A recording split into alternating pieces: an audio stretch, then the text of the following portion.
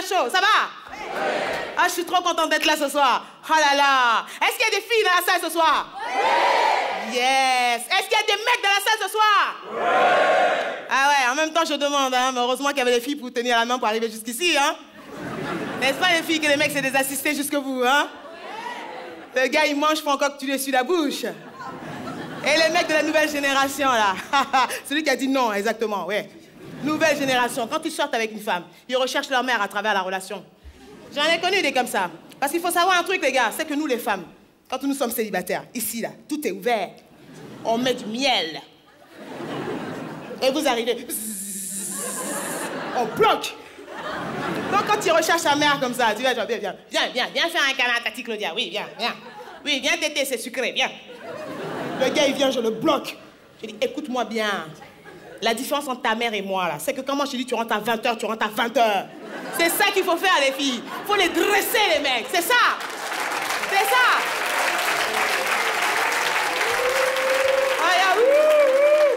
Si tu veux faire viens là, viens devant. Les du fond, ça m'intéresse pas. Viens. Mais je vois que ce soir, il y a des belles brochettes de mecs, là, quand même. Hein? Regarde-moi ça, là, très mignon. Ah, dommage, j'ai plus de téléphone, sinon j'aurais pris ton numéro. Ben oui, mon téléphone s'est cassé la semaine dernière. Je te jure, j'ai pleuré, parce que tu as peine de cœur, comme on dit, tu as pleuré. Les larmes sont rentrées dans le téléphone. Alors je vais voir donc la compagnie téléphone, je dis, excusez-moi, vous pouvez remplacer mon téléphone et tout? Ah non, les larmes ne rentrent pas dans la clause de garantie. Ça veut dire quoi? Ça veut dire qu'en France, on n'a même plus le droit de pleurer, quoi. Non, mais on aurait été aux États-Unis, là. Je vous assure, mais là-bas, ils savaient faire. Ils m'auraient remboursé mon téléphone, ils m'auraient offert 1 an d'abonnement. Et ils auraient appelé mon ex dans un restaurant avec des caméras pour qu'on se réconcilie. Vous voyez le truc? Non, ils savent tout faire, là-bas, c'est flash, tu vois. Ils sont pas comme nous, on est timides, tu vois. Regardez, les athlètes américains, par exemple. Vous avez vu? 100 mètres, 200 mètres, départ de course. Les mecs, ils sont sûrs d'eux. On dit son nom au gars. Il se déshabille, tablette de chocolat. Il est tellement beau que tu as envie d'avaler ta télé, tu sais. Ah, les mecs, ils sont sûrs d'eux, quoi. Maurice Green.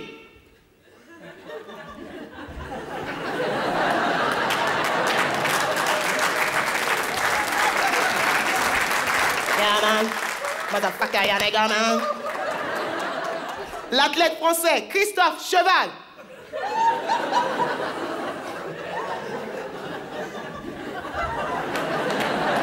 Tu as la course qui se fait, tu as l'Américain qui gagne, tu as le journaliste qui vient le voir en interview, il disait, oh Maurice, it's so wonderful, Maurice, it's so great. Maurice, on sait que vous parlez un petit peu le français, s'il vous plaît. C'est pour la télévision française ce soir. Un petit mot, s'il vous plaît, Maurice. Oh yeah, man, you know, I'm so happy, thank you God, thank you. Ah, je l'aime, le fromage. Vous la couche avec moi ce soir. Oh, merci Maurice, merci. Alors je vois Christophe. Christophe, s'il vous plaît, un petit commentaire sur votre course ce soir, s'il vous plaît, Christophe.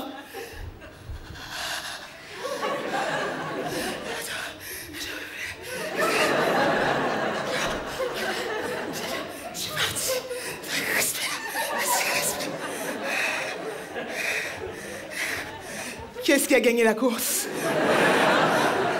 Non, dire que mon père voulait que je fasse de l'athlétisme aussi, tu vois, il voulait que je fasse du 100 mètres, 200 mètres et tout ça. Quand je suis arrivée, je me suis présentée, ils m'ont dit non, mademoiselle, vous êtes disqualifiée. Ça là, ça prend 2 couloirs. Non, alors du coup, il m'a inscrit à l'athlétisme au lancer de poids. J'ai pas rigolé tout de suite, j'ai été traumatisée direct. J'ai pensé aux femmes de l'Est. Vous les avez déjà vues dans les championnats d'athlétisme, ces femmes-là? Lancer de poids? Katerina Golovina.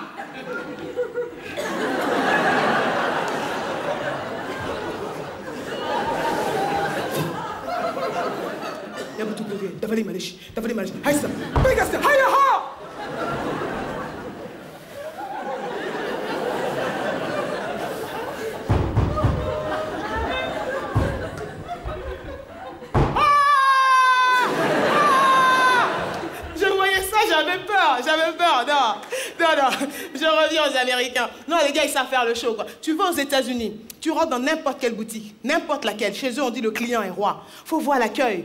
La vendeuse vient te voir, on dirait ta meilleure amie. Hi, my name is Chrissy. If you need anything, call me. Do you want to drink some juice? C'est quoi? Laisse-moi tranquille.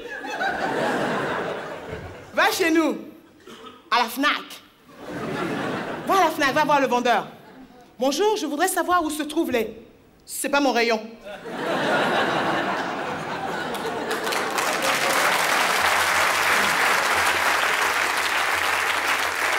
pas mon rayon, c'est le rayon de mon collègue. Là, il est parti en pause déjeuner, il revient à 19h. Et vous, c'est quoi votre rayon? Mon rayon n'est pas dans la boutique. Le gars, il flippe de travailler. Non, j'adore les ricains. Et là, comme on est ensemble, on est en famille, ce soir, je vais vous raconter un truc qui m'est arrivé avant de partir. Ouais, il m'est arrivé un truc, je suis allée dans une soirée avec des copines et tout. On arrive dans la soirée, il y a un mec qui est venu me demander de danser avec lui. Mais les filles, imaginez, il me l'a fait à l'américaine, hein, le gars sûr de lui. Hein. Imaginez votre fantasme, les filles. Il était beau. Imaginez votre fantasme. Mademoiselle, imaginez votre fantasme. Pas celui avec qui vous êtes venu ce soir, hein, votre vrai fantasme. Je vais vous aider. Les filles blanches, vous pensez à un beau black, tablette de chocolat, tu vois, à la... Ah, je vois, il y en a qui ont faim ce soir, hein. Les filles noires, vous pensez à un blanc, avec un beau portefeuille. Les filles arabes, vous pensez à un arabe parce que moi, j'ai pas de problème, d'accord? Et les filles asiatiques, vous pensez à ce que vous pouvez. Donc là, le gars, il m'invite à danser. Je te jure, je fais l'erreur de ma vie. Je colle ma tête contre sa poitrine. Mon Dieu, l'odeur. Non, mais l'odeur, les filles. Pas l'odeur du mec qui n'est pas sûr de lui, tu sais, qui met plein de parfums. Quand tu fais l'amour avec lui, t'as l'impression de faire l'amour dans Sephora. Pas ça. Pas ça. L'odeur du vrai célibataire. Celui qui a oublié son linge mouillé dans la machine à laver pendant 2 semaines. Ouais, hein? Ouais. Toutes les filles, on connaît cette odeur. Donc, je me mets à danser comme ça. Hein? Et là, le gars me sort, « Oh bébé, je sens que ton cœur palpite. » Je dis, « Hey, je sais juste respirer un peu. » Il me dit, « On finit la soirée chez moi. » Je dis, « Ouais, on arrive chez lui, le gars, il se met à l'aise, tu sais. Il tombe la veste, il enlève les chaussures. Chi! Les pieds. Je fais, « Mais tu choses du combien? » Il fait, « Je fais du 48. Je vais chez les spéciales grande taille. » Je fais, « Mais coupe-toi les ongles des pieds, tu feras du 42. » Tu sais, les ongles longs, sales, tu vois, dégueulasse. Alors j'ai dit, bon, Claudia, on va jouer à la sécurité, tu vois. C'est où la douche chez toi? Il me fait, va, bébé, c'est au bout du couloir, je t'attends. Je fais, tu attends qui? Dépêche-toi, va prendre ta douche avec ta tête, là. Ah, mais c'est comme ça, quand j'ai faim, c'est tout de suite, hein. Là, le gars va prendre la douche, tu sais, il revient et tout. Il a un peignoir, il me fait une petite ambiance romantique, tu sais. Il met du Barry White. Comme si c'est Barry White qui allait faire les préliminaires pour lui, tu sais. Il me met des bougies partout. Je fais, oh, oh, oh, oh, oh. On t'a dit, je suis venu fêter ton anniversaire. Je t'ai dit que j'ai faim. Couche-toi là! Là, le gars, il tombe le peignoir. Tu sais, je regarde comme ça, je fais non! Il faisait pas que du 48 au pied, hein? Quand j'ai vu son truc, là, je fais non, Claudia, on a faim, on n'a pas envie de mourir, attends. J'ai laissé là, je suis partie en courant. Attends, non. Depuis tout à l'heure, comme j'ai dit qu'il était mignon et tout, hein, pendant tout le temps que vous rigolez, vous me regardez, tout ça, lui, il est bloqué ici seulement. Tu crois que les blagues, elles vont sortir de là? Les blagues, elles sortent d'ici. Lève la tête! Pourtant, il est bien accompagné, hein. Sa femme, elle est toute belle, toute menue comme ça. Lui-même, il sait pourquoi il regarde les femmes rondes comme moi ce soir. Tu as faim? C'est ça, tu as faim? Mais en même temps, je peux comprendre. Pourquoi prendre un Mr. Freeze quand on peut avoir Agendas? Ah! Merci, c'est tout pour moi. Merci beaucoup, c'était Claudia. Merci. Merci beaucoup. Merci.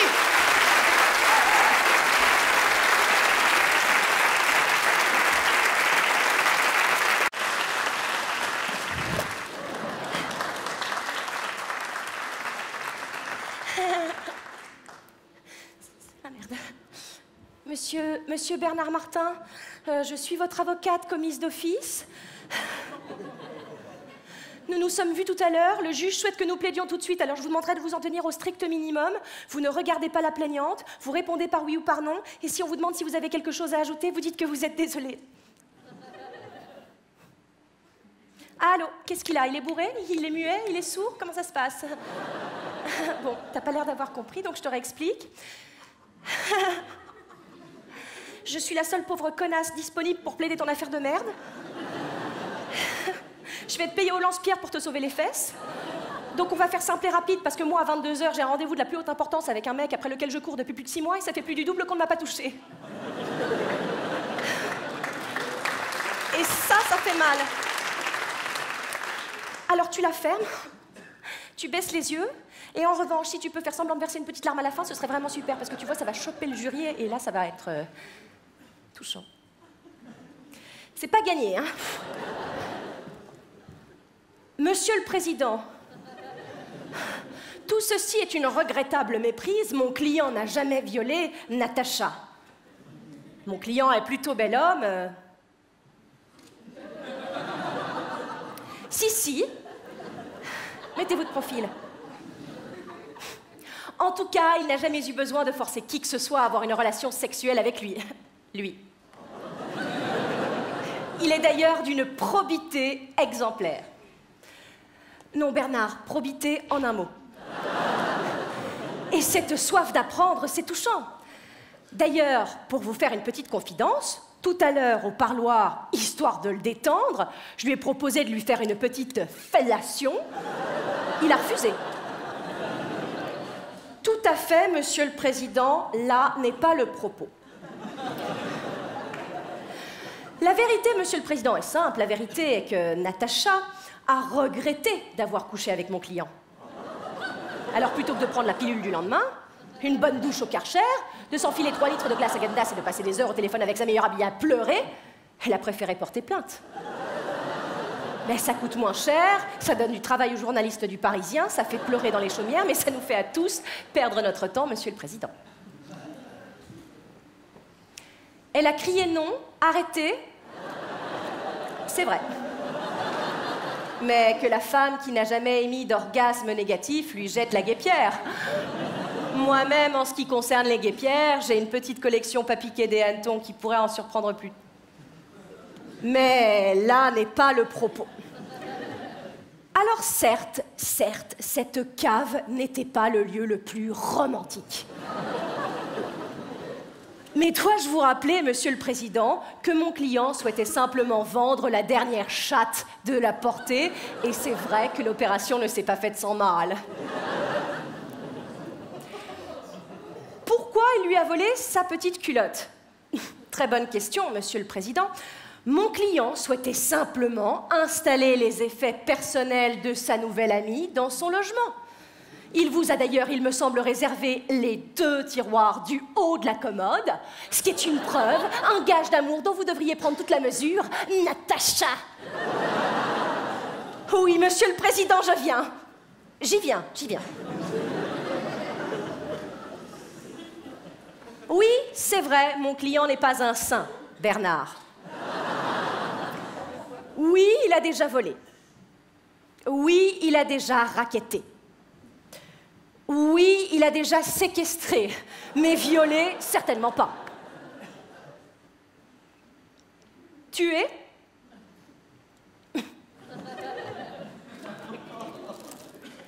Ah oui, autant pour moi. 1984, avant de la découper en morceaux et de la manger. Mais dois-je vous rappeler, Monsieur le Président, messieurs, dames du jury, qu'à cette époque, c'était déjà la crise? Et qu'il fallait bien se nourrir. Et grâce à cette démonstration de force, mon client a alimenté la nécessité de créer les restos du cœur. Mes conclusions seront simples, Monsieur le Président. Ce que je crois, c'est que c'est Natacha qui a allumé mon client. Oui, parfaitement allumé, n'ayons pas peur des mots. Natacha, tout le monde sait que c'est un prénom de cochonne. Là n'est pas le propos, Monsieur le Président, et c'est bien là le problème. Ce dossier est vide, complètement vide, ce qui n'est pas le cas de Natacha. Enceinte de 4 mois.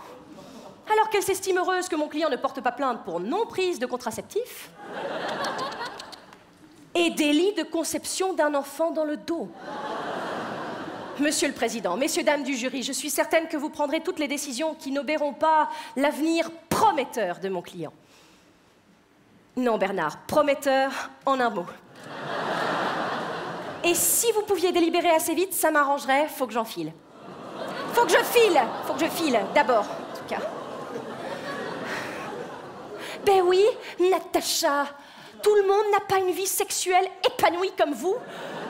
Moi, ça fait plus d'1 siècle qu'on ne m'a pas tronché, je peux vous dire que ça va pas tarder à avoir une incidence sur mon travail. Merci, Monsieur le Président.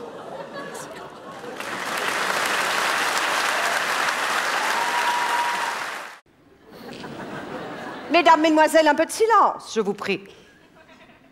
Pour votre leçon de jardinage. C'est le printemps, votre petit jardin est en effervescence, il ne demande qu'à être travaillé. La préparation du terrain est primordiale. Toujours commencer par un bon défoncement. C'est un peu violent au départ, mais très efficace. Ah, ça, madame, si votre jardin a été négligé trop longtemps, il se peut qu'un défoncement ne suffise pas. Dans ce cas, un labourage en profondeur s'impose. Ensuite, le griffage, qui permet de casser la motte sur une vingtaine de centimètres de profondeur. Ne vous inquiétez pas, mademoiselle, si votre motte est trop sèche, un petit coup de bine l'attendrira. Car comme disait feu monsieur le nôtre, motte usée, bouche cousue. Une fois la motte piquée, on peut introduire la semence, laquelle vous donnera de belles roses ou de beaux choux, si vous... J'attends, mesdames, si vous arrosez, bien sûr. L'arrosage. Choisissez de préférence un tuyau fin, facile à manier. N'est-ce pas, Henri? Ou alors un tuyau armé, plus rigide. Quoi qu'il en soit, prenez la chose en main, mesdames, et mouillez. On a souvent l'impression que mouiller pendant quelques secondes suffit. C'est une erreur. Bien. Votre petit jardin a donc été successivement défoncé, labouré, griffé, mouillé, ensemencé. Il faut maintenant... J'attends, mesdames, il faut... l'entretenir. La taille, tout d'abord. Question de prestige. Il faut tailler, mesdames. Alors allez-y, n'hésitez pas. Tailler tiges, gourmands et dards régulièrement, c'est bon pour eux. La taille revigore et épanouit. Je sais, mon petit, vous débutez, vous êtes rebuté, c'est normal. Mais vous y viendrez. Faites-moi confiance. L'entretien courant est également important. N'oubliez pas de visiter votre petit jardin matin et soir. Pensez à bien l'aérer, le désherber, lutter contre les mousses et les champignons. Et ne maltraitez pas votre gazon, mesdames. Ce n'est ni un terrain de jeu pour les enfants, ni un parking. Alors, il nous reste une seule question, et de taille, l'outil. À votre stade, mesdames, mesdemoiselles, de bonnes pelles et une vulgaire brouette feront l'affaire. L'important est de toujours utiliser un long manche. Non, madame, il n'est pas nécessaire qu'il soit motorisé. Même si une bonne petite motorisation de temps en temps, ça vous pimente la besogne. Mais généralement, un bon jardinier considère que le travail à la main est plus valorisant. Vous voyez, mesdames, mesdemoiselles, le jardinage est fait de 1001 petites attentions. Si vous suivez mes conseils, votre petit jardin deviendra convivial. Et votre conjoint ou vos convives s'y complairont. La semaine prochaine, nous parlerons cuisine. Comment préparer une bonne raie?